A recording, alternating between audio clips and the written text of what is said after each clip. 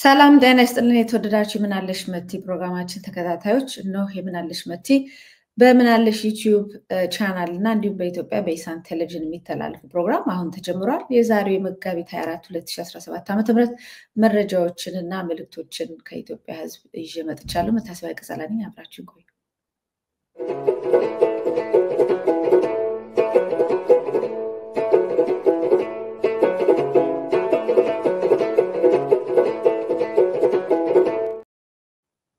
እንግዲህ ስለ 7 ዓመት እየተወራ ነው ያለው። አንድ ዜናዎቹንም ምንንም ከማቅረቤ በፊት የኛ ህዝብ በምን መልኩ እየተናገረ ነው? አንዳንዴ በየቦታው ህዝቡ የሚናገረውን አይሰማም። በአደባባይኛ ምንቃወም ብቻ ሰው ይሰማና ሌላው ህዝብ የማይናገር የማይቆጨው የማይሰማው የማይመለከተው ይመስለናልና በደንብ አርጎ ህዝቡን ቅኔውን ምጸቱን ከተከታተሉት እንቅስቃሴውን በየቤቱ ማህበሩ በየምኑ የሚናገረውን ከሰማ ነው የኢትዮጵያ ህዝብ ከባድ የሆነ መንገሽገሽ ላይ እንዳለ ነው የሚያሳየን። ትንሽ በዛው ብዛና የምትሉበትን አንድ ቪዲዮ ላስገባላችሁና ወደ ዜናዎች ይሄዳሉ። ንሰደድ አቤል ንሰደድ ታው አዲስ ብዙ ማይከብድም ረመዳን ተፈታ ምንድነው የምንጠብቀው? አብጾም ይቀርላል አብጾም ዋው እሱ ጾም አይፈታም ግድ የለም ይፈታል በሚል ተልካሻ ምክንያት 7 ዓመት ሙሉ እኮ ጾምን እኮ አቤት። ስለየትኛው ጾም ነው የምትወረው? ገና 5ኛ ሳምንቱ አይደል እንዴ? እኔ እንኳን እንደ ሀገር የጋራ ስለሚያደርገን ጾም ነበር እና አሁን ስንት ሳምንት ቀረው? 3 ነው መጀን ያድነናል ያልነው አብይ ጾም ፈጀን አለ ያገሬ ሰው።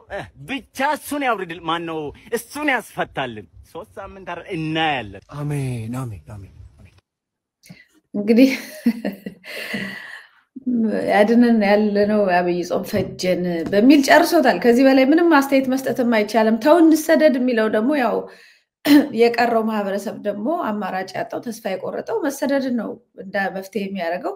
ከዚሁ ጋር የተያያዘ ያው በማይናማር ያሉ ወጣቶች ለቲክፋ እንደዚሁ ቃለ መጠይቅ ሰጥተው ነበር። በጣም የሚያሰጋ ሁኔታ ላይ እንዳሉ ነው የሚያሳየውና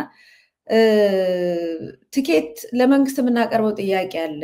ትኬት መሸፈን የማይችል እንደዚህ ጋር የማይቆጥረን አልፈልጋችሁም የሚለን ከሆነ በኤጀንሲው በኩል እንኳን ወደ ሌላ ሀገር እንድንሻገር ግልጽ የሆነ ምላሽ እንፈልጋለን። ወደ ፕሌን ልኮ ያስወጣን ካልሆነ ወይ ፕሌን ልኮ ያስወጣን ካልሆነ አልፈልጋችሁም ዜጎች አይደላችሁም ብሎ ይካደን አማራጮችን እንውሰድ ይህንን እንዲያደርግልን እንፈልጋለን ይላል። ይህንን ያሉ ዝም ብሎ አይደለም ከብዙ መከራ ስቃይ በኋላ የተናገሩት ነው። በጣም ከባድ ስቃይ ነው ያለው። አንዳንድ የሚወጡት ፎቶዎች ይዘገናሉ። ተስፋ የሚያስቆርጥ ሁኔታ ላይ ነው ያሉት። በባርነት ውስጥ ነው ያሉት። እንደምታውቁት በመንግስት ሚዲያ አውታሮች ከማይናማር ኢትዮጵያኖች ገቡ የሚል ዜና አይታችኋል። አሁን እኛ ግን የምናየው ለቅሶ ነው፣ ሀዘን ነው፣ ተስፋ መቁረጥ ነው፣ ብስጭት ነው። ይህንን ነው እያየን ያለ ነው እና አሁን ባለንበት ሁኔታ እየከበዱ ያሉን ሁሉ ነገሮች ከብደውናል ነው የሚሉት። ሲያሰሩን የነበረውን ስራ ለቀን ከወጣን ከወር በላይ ሆነን በጭንቀትና ድባቴ ውስጥ ነን ያለነው የሚል መረጃ ነው የመጣው። ከባድ ነገር ላይ እንዳሉ ነው ቪዲዮዎቹ። በጣም ነው የሚያሳዝኑት። ሁኔታው ያሉበትን ሁኔታ ጎዳና ላይ ወድቀው ነው ያሉት። ብዙ ነገር ነው ያለው። ብቻ በጣም የሚያሳዝን ሁኔታ ነው። ያው እንግዲህ የኢትዮጵያ ህዝብ ይድረስላቸው ነው የምለው። እኔ ሌላ ምን እላለሁ? የሚደርስላቸው መንግስት ከሌለ የኢትዮጵያ ህዝብ ይደርስላቸው ይሆናል የሚል ተስፋ አለኝ። እንደው በዛም በዚህም ተብሎ ህዝቡ በዛም በዚህም ብሎ እዛም ያለ ህዝብ አውሮፓም ያለ ህዝብ እንደው የሚችለውን ነገር ቢያደርግ መልካም ነው የሚል ነው ሀሳቡ። ትግራይ ከተደገሰላት የባሰ አዘቅትና አዙሪት የምናድንበት ጊዜ አሁንና አሁን ብቻ ነው ይላል በትግራይ ጊዜያዊ አስተዳደር ፕሬዝዳንት አቶ ጌታቸው ረዳ የሚመራው የህወሓት ቡድን። አቶ ጌታቸው ረዳ የሚመሩት የህወሓት ቡድን ባወጣው መግለጫ ልዩነታችንን በይደር በማቆየት ቂምና ቁርሾ ቀርፈን እኔነትን እና ጠቅላይነትን አስተሳሰብ ከውስጣችን በማስወገድ ትግራይን እናድናት ብሏል። ትግራይ ከገባችበት ቀውስና አጣብቂኝ ያድናታል ብዬ አምኜበታለሁ ያሉትን የመፍትሄ ሀሳብ ለውይይት ማቅረቡን ያስታወቀው ቡድኑ ከቀረበው የተሻለ ክልሉን ለማዳን የሚችል መፍትሄ ሀሳብ ካለ ለማዳመጥ ዝግጁ ነኝም ብለዋል። ደብረጽዮን ዶክተር ደብረጽዮን የሚመሩት ህወሓት በግልጽና ጠንካራ ቃላት የተቸ ቢሆንም ጊዜያዊ አስተዳደር ለአንድ ዓመት መራዘሙን በመቀበል የሚከተሉትን 3 የመፍትሄ ሀሳቦችን አቅርቧል። ጊዜያዊ አስተዳደሩ ሁሉም አመልካቾች በማቀፍ የፕሪቶሪያው የሰላም ስምምነት ማዕከል በማድረግ መዋቅሩ ተጠናክሮ በአስቸኳይ መቋቋም አለበት። እድሜው የተራዘመው ጊዜያዊ አስተዳደር ማቋቋሙን የሚያስችል ሁሉም አመላካቾች የፕሪቶሪያ የሰላም ስምምነትን አፈራራሚዎችን ያካተተ ፖለቲካዊ ውይይት ይቅደም። የትግራይ ሰራዊት ታጣቂዎች ወደ ማረፊያ ካምፓቸው ተመልሰው የሰላምና የጸጥታ ስራ ሙሉ በሙሉ በህዝባዊ ፖሊስ ይተካ። የጊዜያዊ አስተዳደሩ መዋቅር እስከ ቀበሌ ድረስ ህዝብ ነፃ ሆኖ በመረጣቸው አስተዳዳሪዎች እንዲመራ ተግባሩ በአንድ ወር ውስጥ እንዲከናወን ብሏል። ፕሬዚዳንት አቶ ጌታቸው ረዳ የሚመሩት የህወሓት ቡድን ወይም ደብረጽዮን ዶክተር ህወሓት ቡድን ጋር ለመወያየት ዝግጅት መሆናቸውን ባወጡት መግለጫ ይፋ አድርገዋል።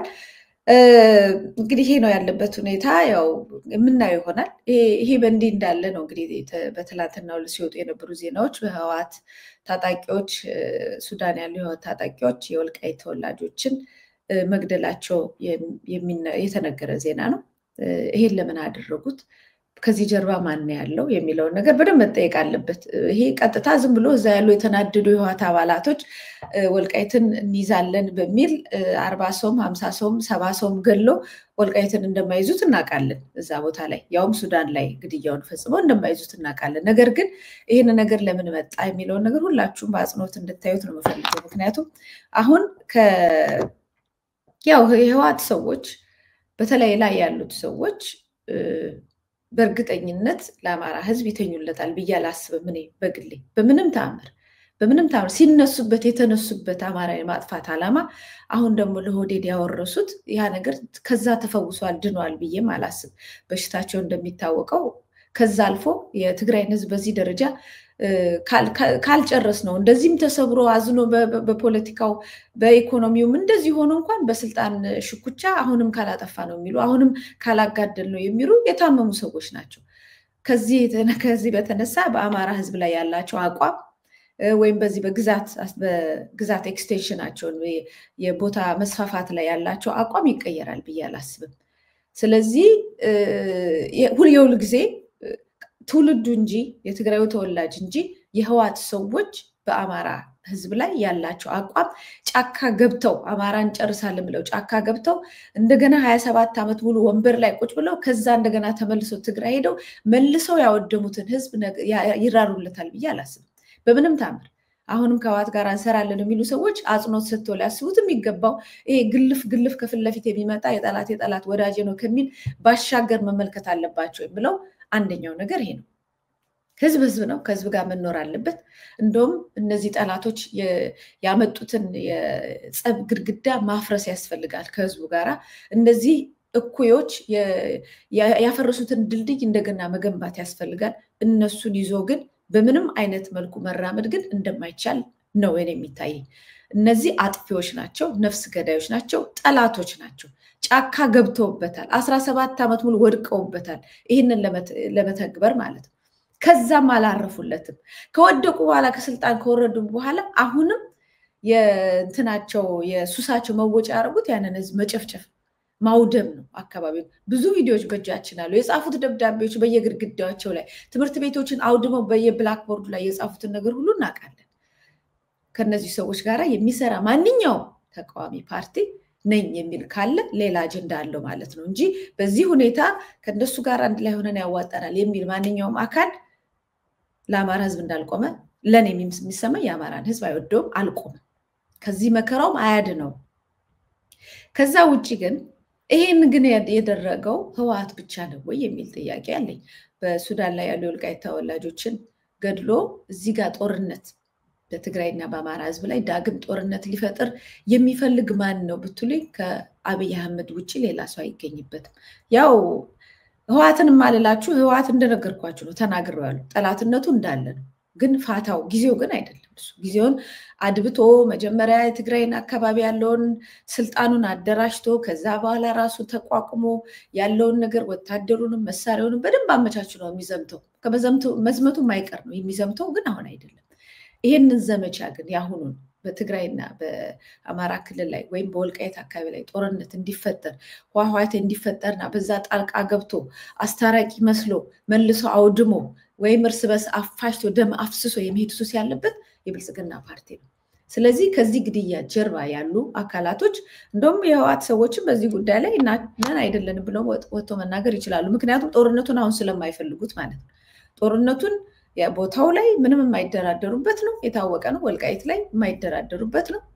ነገር ግን አሁን ይሄንን እያደረጉ ነው ወይ ከነሱ ውጭ ነው አይደለም የሚለው ነገር ሁሉ ማጣራት ይቻላል። በእርግጠኝነት ግን ይሄ አብይ አህመድ ከዚህ ጀርባ የለበትም ለማለት ብሎ ማሰብ ሞኝነት ነው።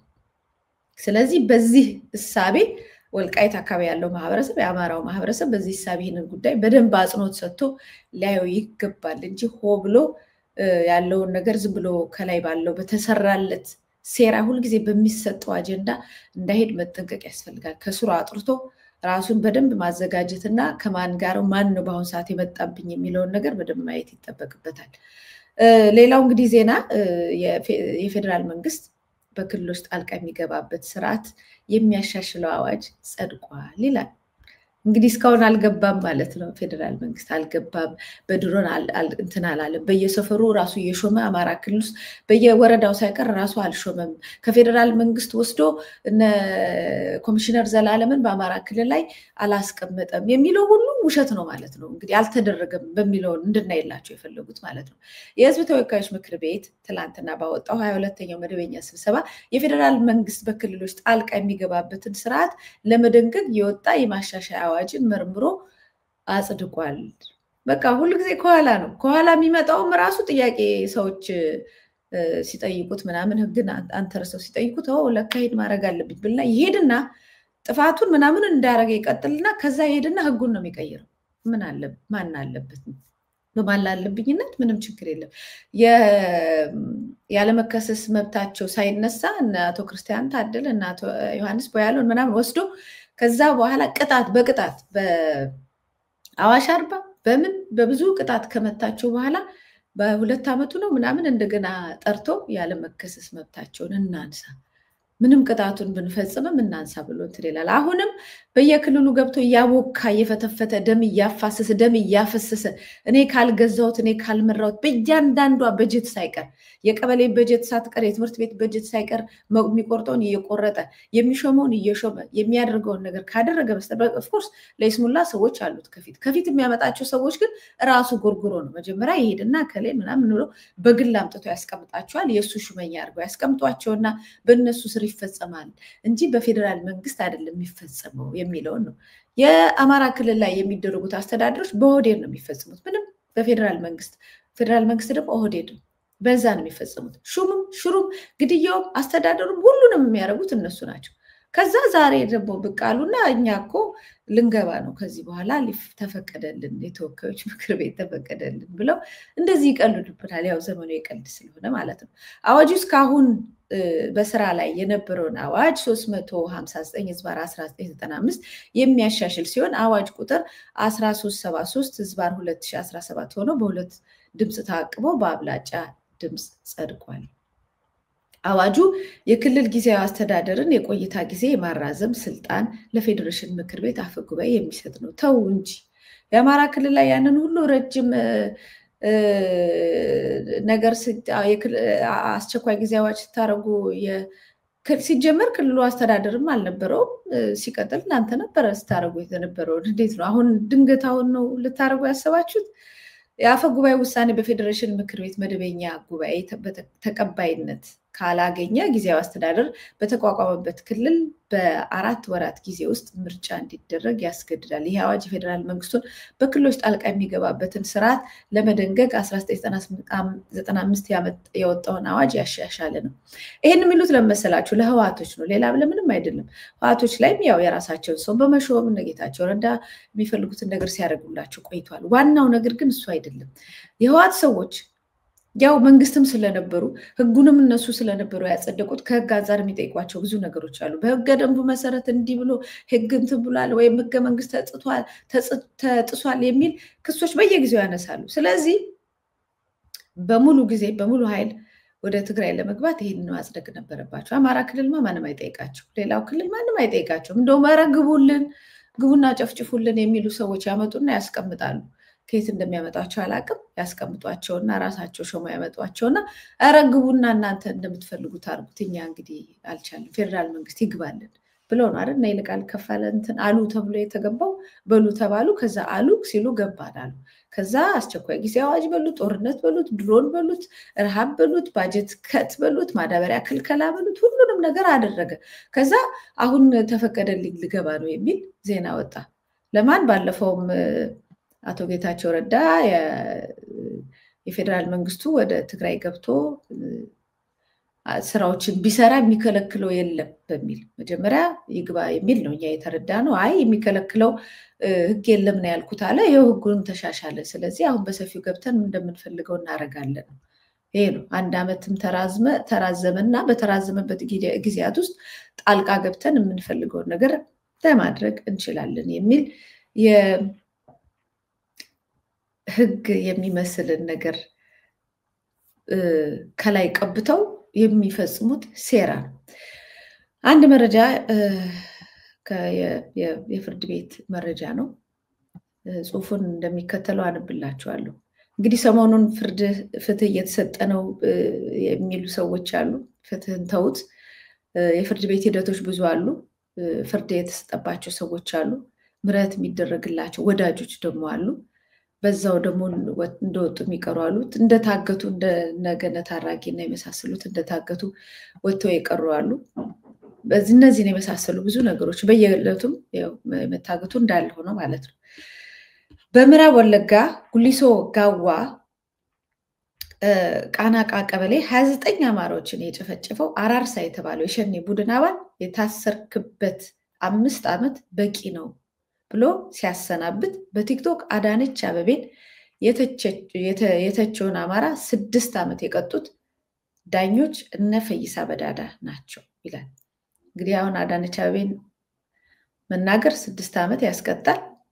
29 አማሮችን መግደል ግን እንደውም ሊያሸልምም ይችል ነበር። እንደው እንናገረው ብለን ነው እንጂ ያሸልማል እኮ።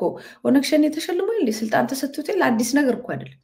በኢትዮጵያ ውስጥ የምንናገረው ነገር አዲስ ነገር አይደለም። በአይናችን ነው። እነ ጃልሰኒ በፊታችን ገብተው ሹመት ተሰጥቷቸዋል አይደል? እነ ጃልሰኒን ደግሞ እኛ እንኳን ባንናገረው ራሱ መንግስት ይሄን ያህል ህዝብ ጨፍጭፈዋል፣ አግተዋል፣ ወንድ ደፍረዋል፣ ኦነግ ሸኔዎች ይሄን ሁሉ አድርገዋል። መደፈር በሴት ብቻ ነው ወይ? ሽመልስ አብዲሳ ወንዶች ሁሉ ተደፍረዋል፣ ብዙ ውድመት አድርሰዋል የሚላቸውን ሰዎች ሾሟል። ስለዚህ 29 አማሮችን መጨፍጨፍ ወንጀል አይደለም። እንደውም 5 ዓመት ተንገላታ ወንድሜ ብለው እንዳስወጡት ነው የሚቆጥረው። በዚህ አጋጣሚ በመሃል አንድ ዜና ልንገራችሁ። ከዚህ ከወይዘሮ አዳነች አበቤ ጋር ግቢ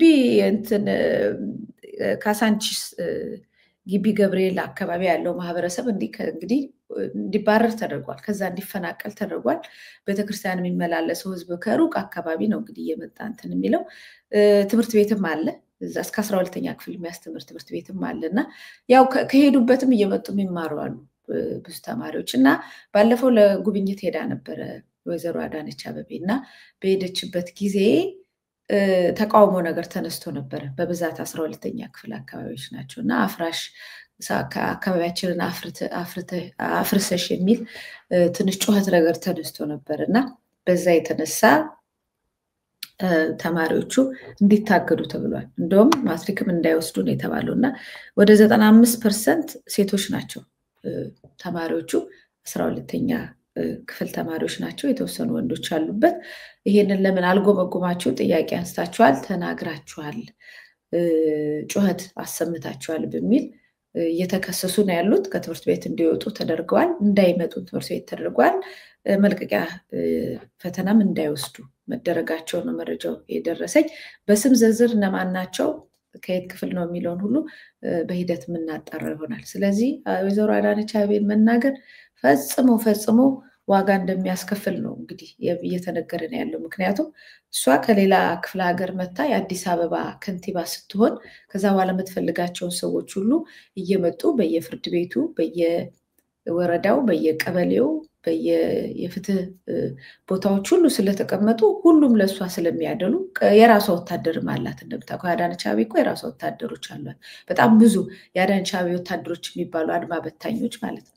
እነሱ ሁሉ ተሰማርተው ያሉባት ከተማ ስለሆነች መተንፈስ ወጣት ናቸው፣ ሴቶች ናቸው፣ ተማሪዎች ናቸው የሚለው ነገር ርህራሄ የሚያሰጠው ነገር እንዳልሆነ የሚያሳይ መረጃ ነው። በእነዚህ ሰዎች ላይ የሚደርስባቸውን ነገር ተከታትለን ለህዝብ እንደምናሳወቅ በዛውን ለመንገር ብዬ ነው። ለህዝቡ ለነሱ ምን እንደምንሰማና እየተከታተልን እንደሆነ ምንም ብታረጓቸው እንደምናቅ ለህዝቡም እንደምናሳውቅ ለመንገር ያህል ነው መረጃውን ያመጣሁት። ጠርተውም እያናገሯቸው እንደሆኑ ሰምተናል። በ2015 ዓ.ም ከሚያዝያ ወር መጨረሻ እስከ ግንቦት 18 በገላን የኦሮሚያ ልዩ ኃይል ካምፕ አማራ ስለሆኑ ብቻ ሲገረፉ ሲሰቃዩና ሲሰደቡ የነበሩት አማራዎች ዛሬ በአገዛዙ የካንጋሮ ፍርድ ቤት ተፈረደባቸው። ኢንስፔክተር ኡፋ፣ ኮማንደር አዱኛ ረጋሳ፣ ረሻድ አብዲና ተስፋዬ ኦላና የተባሉት በብሔር ኦሮሞና የሆኑ የፌዴራል ፖሊስ አመራሮች ነፍጠኛውን ከፊንፊኔ እናጸደዋለን፣ ነፍጠኞች መጤ ናቸው፣ ምክትል ጠቅላይ ሚኒስትር፣ ምክትል ጠቅላይ ኢታማዦር ሹምና ምክትል ከንቲባ ስናደርጋችሁ የእውነት መሰላችሁ ወይ ሲሉ ሲዝቱ ሲያላግጡ ነበር። እኛ ኦሮሞዎች ካልፈቀድን ለአንድ ደቂቃ መኖር አትችሉም፣ ከስር እንድትለቀቁ የምናደርግባቸው ፖሊስ አቃቢ ሕግና ፍርድ ቤት የኦሮሞ ናቸው በማለት ከድብደባ ጎን ለጎን የሚናገሯቸው ጭብጦች ነበሩ። እነዚህን ታጋቾች ከእስር ቤት ብትለቀቁ እንኳን የኦሮሞን የበላይነት አምናችሁ መኖር ግዴታችሁ ይሆናል እያሉ ሲደበድቧቸው ሲገርፏቸው እንደነበር በሰብአዊ መብት ኮሚሽኖች ሪፖርት ቀርቧል። እነዚህ የአማራ የህሊናና የፖለቲካ እስረኞች እንኳን በእናንተ የእናንተ የፍርሃት ስድብና ዛቻ ቀርቶ በድሮን በጀት እና በታንክ በመድፍ ልትበግሩን ከቶ አትችሉም ሲሉ በዚያ ጨለማ ቤት ውስጥ ሆነው ሞትን የናቁ የቁርጥ ቀን የአማራ ልጆች መሆናቸውን አሳይተዋል። እንደተባለው የአፓርታይዱ አገዛዝ መጠቀሚያ የሆነው ፍርድ ቤት በምዕራብ ወለጋ ጋዋ ቃንቃ ቶሌ ቀበሌ 29 አማሮችን የጨፈጨፈውንና 40 ምስክሮች የመሰከሩበትን አራርሳ የተባለውን ግለሰብ በ5 ዓመት የእስር ቅጣት ሲለቀው በፌስቡክ ጽፋችኋል፣ በቲክቶክ አዳነች አቤቤን ተሳድባችኋል በሚል በአማራ ልጆች ላይ ከ4 እስከ 6 ዓመት ፍርድ አስተላልፏል። በዚህ መሰረት አዳነች አቤቤን ተችታችኋል በሚል ወጣት ዜና ኃይሉን 6 ዓመት እንዲቀጣ ይህ የአፓርታይድ ፍርድ ቤት ትላንትና ወስኗል። አወቀ ስንሻውን፣ ማናየ አየለን፣ አብርሃም መልካሙንና ውበት አካልን 4 ዓመት ከ10 ወር የፈረደባቸው ይኸው የአገዛዙ መገልገያ ኤርሚያስ መኩሪያን፣ መልአክ ምሳሌና ይልማ በዛብን 4 ዓመት ቀጥቻለሁ ሲል አስቂዩን ድራማ ተውኗል። እንደዚሁም ፈቃዱ መንግስቴን፣ ዓለም ሁሉ ጤናን፣ አንዱ ዓለም አሻግሬን 5 ዓመት ከ6 ወር እንዲቀጡ ያደረገው የአገዛዙ የካንጋሮ ፍርድ ቤት መገርሳ የተባለውንና ብሬንና 17 መገርሳ የተባለውን ብሬንና 17 ክላሽ ይዞ ሲዋጋ እጅ ከፍንጅ የተያዘውን የሸኔን አመራር 3 ዓመት ከ3 ወር ጓደኛውን ደግሞ በነፃ ያሰናበተበት ፍርድ ቤት ነው። ይህን ውሳኔ ያስተላለፉት ደግሞ ፈይሳ በዳዳ፣ ጌትነት መዲናና አስራት እሸቱ የተባሉ ያገዛዙ ተላላኪዎች ሲሆኑ የነዚህ አለቃ የሆነችው በኦነግነት የምትታወቀው ሌሊሴ ደሳለኝ ናት። ይህቺ ግለሰብ በኦሮሚያ ክልል ዞኖች በዳኝነት ስታገለግል የነበረ ሲሆን አሁን የከፍተኛ ፍርድ ቤት ፕሬዝዳንት ናት። የዛሬው የፍርድ ቤት ውሎ የኦሮሞ ስርዓትን መንግስት በኦሮሞ ስርዓተ መንግስት በቀጣዩ የአማራ የህሊና እስረኞች ላይ ምን ሊወሰን እንደሚችል ያመላከተበት የችሎት ውሎ ነበረ ይላል የመጣልን መረጃ። የፍርድ ቤት መረጃ ነው፣ ከፍርድ ቤት የመጣልን መረጃ ነው። እንግዲህ ይሄ ነው የኢትዮጵያ ጉዳይ ይሄ ነው። በግልጽ እዛ ላይ እንደተነገረው ሄዶ ማየት ይቻላል እኮ ማን በምን ተከሷል ብሎ መጠየቅ ይቻላል። የታላቁ ሩጫ ላይ ወይም አንዳንድ ዝግጅቶች ላይ ጥያቄ የሚያነሱ የሚናገሩ ሰዎች ወይም የአድዋ ዝግጅት ላይ ወጣቶች ተሳድባቸዋል ተብለው የደረሰባቸውን ግርፋት፣ ቅጥቀጣ፣ ድብደባ፣ ስድብ እንደ አእምሯቸው እንዲታወኩሉ እስከመድረግ ድረስ የደረሰባቸውን ስድብ አይተናል። ወደ ፍርድ ቤት ተከሰው ተሳድባቸዋል ተብለው ስድብ ክልክል ነው ምናምን፣ ስለዚህ በስድብ መሰረት ወይም የጥላቻ ንግግር ምናምን አይደለም፣ እንደገቡ ነው ድብደባ የተቀበላቸው። በሁሉም ነገር እንደዚህ ነው። እነሱ የሚፈልጓቸውን ሰዎች ወስደው ቀጥታ ወደ ቅጣት ነው፣ ወደ ቀጥታ ነው፣ ወደ ቅጥቀጣ፣ ወደ ዱላ፣ ወደ ጭፍጨፋ ነው። ለምሳሌ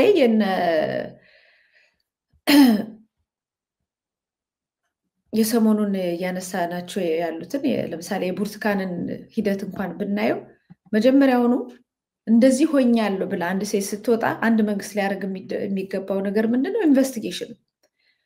ኢንቨስቲጌሽን ከፍቶ ሆናለች ወይ እንደዚህ ብላለች አይደል? ሆንኳለች፣ ሴት ነች፣ ሆናለች ወይ ብሎ ወስዶ ሆኗል ወይ ብሎ ምርመራ ያደርጋል። ካልሆነም አልሆነም ነው። ካልሆነም አይ ይሄ ነገር አጣርተን ደርሰንበት አልሆነም ወይንም ደግሞ ሆኖ ከሆነ ማን ነው እንደዚህ ያደረገች ብሎ መጀመሪያ እሷ ያለችውን ሰምተው ወደ ምርመራ እንደሚሄድ ቀጥታ ምንድነው ያደርጉት? ውሸቷን ነው ብለው ነው የወጡት። ሳይመረምሩ ሳይጠይቁ ተዘጋጅተው እንደነበረ በደንብ የሚያሳይ ነገሩ ነው። እሱንም ደግሞ ተዘጋጅተው ነበር እንዳይባል ደግሞ ውሸቷን ነው ብለው ሲወጡ ደግሞ አተረማመሱት። ውሸቷን ነው ብለው የወጡበት መረጃ ራሱ እርስ በርስ የሚጣረሱ ነው። ግን ውሸቷን ነው ብለው ወጡ። እንዴ እናንተ ናችሁ አልተባላችሁ? ለምንድን ነው ወዲያው ገና ነገሩ ሳይመረመር ጥያቄ ሳይቀርብበት ወደኋላ ተሄዶ ምንድነው የሆነው? ምንድነው ያለችው? የት ነው ያለችበት ቦታ? የት ነው ቦታው? ይሄ ያልሽው የተናገርሽው የት ነው? ምንም እንደዚህ አይነት ምርመራ ሳይደረግ ወዲያውኑ በ24 ሰዓት ውስጥ ውሸቷን ነው ብሎ ድብደባ ነው ያደረጉት እሷ ላይ። ከዛ ደግሞ ወዲያውኑ በአስቸኳይ ውሸቴን ነው ተውዬ ነው በይ ብላ ወጥተው ተውዬ ነው አለች። ከዛ በኋላ ነው እንግዲህ ፍርድ ቤት ቀርባ በፍርድ ቤት ክስ የተደረገባት ከሌሎቹ ጋዜጠኞች ጋር። እኔ አሁን ውሸት ከሆነ ክስ አትክሰሱ አልልም። ለምንድን ነው መጀመሪያ የምትፈርዱት? በቃ አያስችላችሁም። ንዴታችሁ ሰማይ ላይ ይደርስና እኛ በምንገዛው ሀገር ላይ እንዴት እንባላለን እንደዚህ ምናምን ብሎ ቀጥታ ወደ ዱላ ነው። ሁሉም ወደ እስር ቤት የሄዱ ሰዎች መጀመሪያ ዱላ ነው። ሰላማዊ ሰልፍ እንጠራለን ሲባል መጀመሪያ አንደኛ አትችሉም፣ ሁለተኛ ይሄ ነገር ሌላ ዓላማ አላችሁ ብሎ ክስ ማቅረብ ይቻላል። ቀጥታ ይሄንን ጥርግርግ አድርጎ አግቶ አዋሽ አርባ ወስዶ መግረፍ። ከዛ በኋላ አንዳንዶቹ ላይ ክስ፣ አንዳንዶቹ ላይ ደግሞ ምንም ክስ ቀጥቅጠው ከደበደቡ በኋላ መልቀቅ ያለ ምንም ፍትህ ማለት። ስለዚህ ፍትህን አያውቋትም። አሁንም በዚህ ሁኔታ ላይ የምታዩት ያው ሲፈልጉ ለራሳቸው መጠቀሚያ ሲያደርጓቸው ነው። ኦነግ ሸኔንም ብለው መጀመሪያ ለክስ እነሱ በሚሰሩት ወንጀል ለክስ ኦነግ ሸኔ እንደዚህ ያደረገ ብለው ይወጣሉ። ከዛ ደግሞ ኦነግ ሸኔ ጋር የሚፈልጉት ነገር ሲኖር ያመጡና አስረው በቃ ከዛ በኋላ እንፈታለን እንደዚህ ትላለህ ይሏቸዋል። ከዛ ወጥተው እነሱ የሚናገሩትን ይናገሩና በይቅርታ ይፈታሉ። እንደውም 5 ዓመት ቆየ ይህን ሁሉ አማራ ገድሎ ምን ብሎ 5 ዓመት ይበዛብሃል ምናምን ብለው ሲያስወጡት አዳነች አቤቤ ተቻችሁ ተናገራችሁ የተባሉ ሰዎች ግን እስካሁን እየማቀቁ ይገኛሉ። ይሄ ነው እነ ገነት አራጌም ሌሎቹም አብረው የታሰሩ ሰዎች አንደኛ በህጋዊ አካል ያው ህገወጥ የሆኑ የህግን ያው እኛ ነን ያሉ ማለት ነው። ያው ስርዓታቸው ህገወጥ ነው። ነገር ግን የፖሊስ የደንብ ልብስ ለብሰው የሪፐብሊካን ጋርድ ኮፍያ አድርገው ነው የወሰዷቸው። ከዛ በኋላ ግን የት እንዳሉ አይነግሩንም። አሁን ተዘጋጅተው ዶክመንታሪ አዘጋጅተው ቀጥቅጠው እነሱንም ደብድበው ብዙ ከባድ ነገር እያደረሱባቸው እንደሆነ እናውቃለን። ቀጥቅጠው ደብድበው ምን ብለው አጎሳቅለው ሌሎቹንም እያሰለጠኑ አሁን ለምስክር ቢሆኑ ሰዎች እንደም ግልጽ ነው እኮ እያሰለጠኑ እየጠበቁ ነው ያሉት። የዛን ጊዜ ያወጧቸዋል። አሁን ፊት ለፊት ቢያወጧቸው የድብደባው ምንም ስለሚገኝባቸው አንደኛ እሱ ችግር ነው። ሁለተኛ ክስ ሲመሰርቱ ድራማው ተውኔቱ መዘጋጀት አለበት፣ ምስክር መዘጋጀት አለበት፣ ዶክመንተሪው ከጎን ኩክ መደረግ አለበት፣ መብሰል አለበት፣ ስክሪፕቱ መሰራት አለበት። ለዛ ነው ወስደው አላየንም የሚሉት። በየትኛው ዓለም ላይ ነው በአደባባይ የፖሊስ ልብስ የለበሱ ሰዎች የወሰዱትን ሰው አናቀም ብሎ ዝም የሚለው? በምን አይነት ህግ ነው? በምን አይነት ሀገር ላይ ነው? አጋች ያግታል፣ ወንበዴ ያግታል፣ እነሱም ብር አምጡ ምናምን ብለው እኮ እየገረፉ እኮ እየደበደቡ ቪዲዮ ይለቃሉ። አሁን እኮ ቪዲዮ መልቀቅ እየገረፈና እየደበደበ ቪዲዮ አልለቀቀም እንጂ አጋቹ የኢትዮጵያ የብልጽግና መንግስት አጋቹ ይሄን ያደርገው ወስዶ ያግታል። ከዛ አላቅም አላየሁም ይላል። ጭራሽ የባሰበት ማለት ነው። ጭራሽ የባሰበት እዚህ ናቸው እንኳን እንዳይባል የት እንዳሉ የማይታወቅ ሁኔታ ቤተሰቦች በጭንቀት አይምሯቸው እስኪታወክ ድረስ በነገራችሁ ላይ በጭንቀት በእንደዚህ አይነት ትሮማ ውስጥ የሚያልፍ ሰው እኮ በኋላ እኮ ጤነኝነትን እኮ በቀላሉ አያገኙም። ተኝተው ልጆቻችን ዛሬ ምን ደርሶ ይሆናል? እንዴት ሆኖ አድሮ ይሆናል? እንዴት እየተደበደቡ ይሆናል? በምን አይነት ሁኔታ ውስጥ ይሆናል እያሉ እየባነኑ ማደር ለ45 46 47 ቀን እንደዚህ ሆኖ ማደር ለቤተሰብ ትሮማ ነው የሚባለው። ትሮማ ደግሞ እንደዚህ አይነት ድንጋጤ እንደዚህ አይነት ህመም ደግሞ በቀላሉ የሚፈወስም አይደለም። ብዙ ቴራፒ እንኳን አግኝቶ በቀላሉ እሱም ብቻ አይደለም፣ ትሮማው ደግሞ የሚያመጣው ሌላ ችግር አለ። ብዙ የሰውነት አካልን ሰባብሮ አቁስሎ ነው የሚሄደው።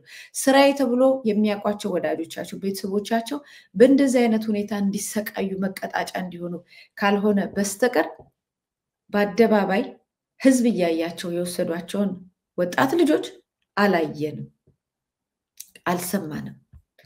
ምንም ማንናቀው ሄዶ ሲጠይቋቸው የምናቀው ነገር የለም ብሎ መካድ አይቻልም። መካድ አይቻልም። እናቃለና ተወስዷል። ደግሞ ሌላ ዋነኛው ነገር እንድታስቡበት የሚገባው ክስ እኮ ይዘው ይመጣሉ። አሁን እኮ አላየንም የሚሉት በራሳችን ጊዜ ነው የምንመጣው፣ የምንፈልገው እናደርጋለን፣ ምን አገባችሁ ምናምን ነው እንጂ ክስ እኮ ይዘው ይመጣሉ። አሁን አላየንም ያሏቸውን ሰዎች እኮ ክስ ይዘው ሲመጡ እኮ ስማቸውንም በቁጥጥር ስር መዋላቸውን ምናምንም እኮ ይነግሩናል። ለጊዜው ነው ዝም ያሉት። ልጆቹን የተወሰኑትን ላስታውሳችሁ። ስራፌል ብሩክ፣ ሰብስቤ አለሙ፣ ገነት አራጌ፣ ክፍሎም ሀብቴ፣ አማኑኤል የማነ ብርሃን እና አቤል አለምነ ናቸው። እነዚህ ሁሉ ናቸው እንግዲህ የተወሰዱት። በአደባባይ ተወስደዋል። አላየንም ብሏል። አልፈልግም ስፈልግ ነው ምነግራችሁ ብሏል። ቤተሰብ ነፍስ ውጪ ነፍስ ግቢ ጭንቀት ውስጥ ነው፣ ሀዘን ላይ ነው፣ እያበደ ነው ያለው። ህዝብ እየጠየቀ ነው ያለው። ማንም የሚሰማ የለም። በራሳቸው ጊዜ ሲፈልጉ የሚፈልጉትን ያህል ዳሜጅ ጥፋት አድርሰው በአደባባይ ዶክመንተሪያቸውን ይዘው ክስ ይዘው ብቅ ይላሉ። እንደዚህ አይነት ጨካኝ ስርዓት፣ እንደዚህ አይነት በህዝብ ላይ መከራ የሚያመጣ ስርዓት ያለበትን አገር ነው እንግዲህ የምናጋልጠው። ሌላ ምንም አይደለም። ብዙ ሰዎች ወጥተው እያወሩ አሸሼ ገዳሜ ይላሉ፣ የኛ ነው ጊዜው ይላሉ፣ ውሸታሞች ይላሉ፣ ምን ይላሉ። ምንም የምንነጋገረው በአይናችን ስላየነው ነገር ነው። የምንመሰክረው በአይናችን ስር ስለተወሰዱ ሰዎች ነው። ቤተሰብ ስላላቸው ቤተሰቦቻቸው በአደባባይ ልጆቻችን ፖሊስ በለበሱ ሰዎች ተወስደው ከዛ በኋላ ያሉበትን አናቅም ብለው በተናገሩ በተጨነቁ ለቅሶ ላይ ባሉ ቤተሰቦች ናቸው። የካድሬ ጩኸት እና ስድብ፣ የመንግስት ዶክመንተሪ እና ጋጋታ ይህን ሁሉ እውነት አይሸፍነው። ደግሞ የጊዜ ጉዳይ ነው። የጊዜ ጉዳይ ነው። በጣም ብዙ ሰዎች የሚናገሩት እውነት እንደሆነ ምንም ጥርጥር የለውም። ከህዋት ምናልባት ከህዋት ብዙ ወንጀሎችን፣ ብዙ ኃጢአቶችን፣ ብዙ ግፎችን ተምሯል ይሄ መንግስት። ከህዋት መውደቅ ጋር ግን የመጡትን ነገሮች ዓለም ሀገሩ ሁሉ ተደብልቆ እንዳለ አንድ ላይ ወጥቶ ህዋት እንደዚህ ነው እያወቅን ነው ያልተናገርነው ፈርተን ነው ብሎ የመሰከረበትን ያንን የምስክርነት ሂደት ግን መካዱ ነው፣ ነግበኔ ያለ ማለቱ ነው። ስለዚህ በህዋት የደረሰ እንደውም ቀላል ነው። በሆዴድ ላይ ምን ሊመጣ እንደሚችል የተደበቁ ወንጀሎች ህዝብ እንደ ህዝብ ምስክርነት የሚወጣባቸው ጊዜያቶች ዶክመንተሪ እልፎ ነው በራሱ በናሽናል በህዝብ ቴሌቪዥን የሚሰሩባቸው ጊዜያቶች ግለሰቦች አብሯቸው የሰሯቸው ግለሰቦች እየወጡ ምስክርነት የሰራችሁትን ወንጀል ብልግናና ግፍ እየወጡ ምስክርነት በአደባባይ የሚሰጡበት ጊዜ ሩቅ አይደለም። በህዋት ላይ ተደርጓል። ከዛ በላይ ግፍ ሰርታችኋል፣ እናንተንም ይጠብቃችኋል። የዛሬውን በዚሁ ፈጽሜያለሁ። በእስር ቤት ያሉ ወገኖቻችንን እንደ ሁል ጊዜው እንድንጎበኝ አደራላለሁ። ድምፅ አልባ ለሆኑት ኢትዮጵያውያኖች ድምፅ እንድንሆን አደራላለሁ። በካድሬ ጫጫታ እና በመንግስት ድራማ የሚሸፈን የሰብአዊ መብት ጥሰት የለም። የሰብአዊ መብት ጥሰት፣ ግርፋት፣ ግድያ ከነዚህዎች ሁሉ በላይ ነው። የሰው ልጅ ክቡር ነው። ለሰው ልጅ እንድንቆም አደራ እንላለን። ሌላ 7 ዓመት በራሳችን ላይ እንዳንጨምር ተባብረን እንድንሰራ አደራላለሁ። መታሰቢያ ቀጸላኔ ሰላም አሉ።